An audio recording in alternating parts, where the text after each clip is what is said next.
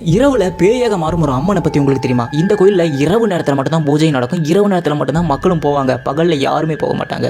காக்காய் அப்படின்னு சொல்லிட்டு ஒரு பெண் வாழ்ந்துருக்கா. அவரோட வேலைன்னா இந்த பேய் ஓட்டுறது, இந்த சூனி எடுக்கிறது, அந்த மாதிரி மாந்திரிக வேலைகள்லாம் பண்ணிட்டு வந்திருக்கா. ஸோ பல கிராமங்களுக்கு போய் இந்த மாதிரி பேய் ஓட்டுறது, மாந்திரிகம் சொல்லிட்டு பண்ணிட்டு வந்திருக்கா. அப்பதான் அந்த பொண்ணுக்கு ஒரு தகவல் கிடையாது. பக்கத்து ஒரு கிராமத்துல பேய் பிடிச்சி சின்ன குழந்தைகளும் பெண்களும் ரொம்பவே கஷ்டப்பட்டு இருந்தாங்க. ஒரு மாதிரி சம்பவம் நடந்திருக்கு. அந்த சம்பவத்தை தெரிஞ்சுக்கிட்ட இந்த பெண் அந்த ஊருக்கு போறாங்க. ஊருக்கு போயிட்டு அங்கே ஃபுல்லா செக் பண்ணி பார்க்குறாங்க. மந்திரம் அந்த பூஜைலாம் பண்ணி பார்க்குறாங்க. அப்பதான் உங்களுக்கு தெரியுது இந்த கிராமத்துல ஏகப்பட்ட பேய்களுக்கு சொல்றது. இந்த பேய்களை எப்படியாவது ஓட்டுன்னு சொல்லிட்டு அந்த ஊர் ராஜா கிட்டையும் அங்கே இருக்கிற மக்கள் கிட்டையும் அனுமதி வாங்கிட்டு உள்ள போய் பேய் ஓட்டுற வேலையை ஆரம்பிக்கிறாங்க. கிட்டத்தட்ட பல வருஷங்களா அந்த பேய் ஓட்டுற வேலையை செஞ்சுட்டு இருக்காங்க. அதெல்லாம் அவங்க கிட்ட சாப்பாடு, அவங்க போகிற ட்ரெஸ்ன்னு சொல்லிட்டு அந்த கிராம மக்களுக்கு தான் வாங்கிட்டு இருந்திருக்காங்க. அவங்களால வெளியே போக பூஜைகளாம் முடிக்காம. ஸோ அதன் காரணமாக ஊர் மக்கள் கிட்ட தான் வாங்கிட்டு இருக்காங்க. ஊர் மக்கள் தினமும் இதை கொடுத்ததை பார்த்துட்டு அந்த ஊர் மக்களுக்கு ஒரு சட்டைங்க வச்சு இவன் என்ன ரொம்ப நாளாக பேய் ஓட்டிட்டு இருக்கா, இவன் போய் சொல்கிறேன், நம்மகிட்ட பொருள் சாப்பாடு துணிலாம் வாங்குறதுக்காக அந்த மாதிரி போய் சொல்லி இங்கே தங்கிட்டு இருக்கான்னு சொல்லிட்டு அந்த ஊர் மக்கள் சந்தேகப்பட ஆரம்பிக்கிறாங்க. காலங்கள் போக போக அவங்க சந்தேகம் ரொம்ப அளவில் முத்தி போகுது.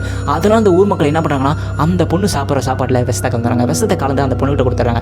அந்த பொண்ணு தெரியாமல் அதை சாப்பிட்டு இறந்தே போயிடறா. இறந்து போன பெண்ணு பார்த்தீங்களா, அது ஒரு நல்ல பேய், அதாவது நல்ல ஒரு ஆன்மாவும் மாறி அந்த ஊரில் இருக்கிற பேயெல்லாம் ஓட்டி அந்த ஊரை காப்பாற்றிக்கன்னு சொல்லிட்டு அதுக்கப்புறம் தான் அந்த பெண்ணுக்கு அந்த இடத்துல ஒரு கோயிலை கட்டுறாங்க, காக்காய் கோயில்னு சொல்லிட்டு.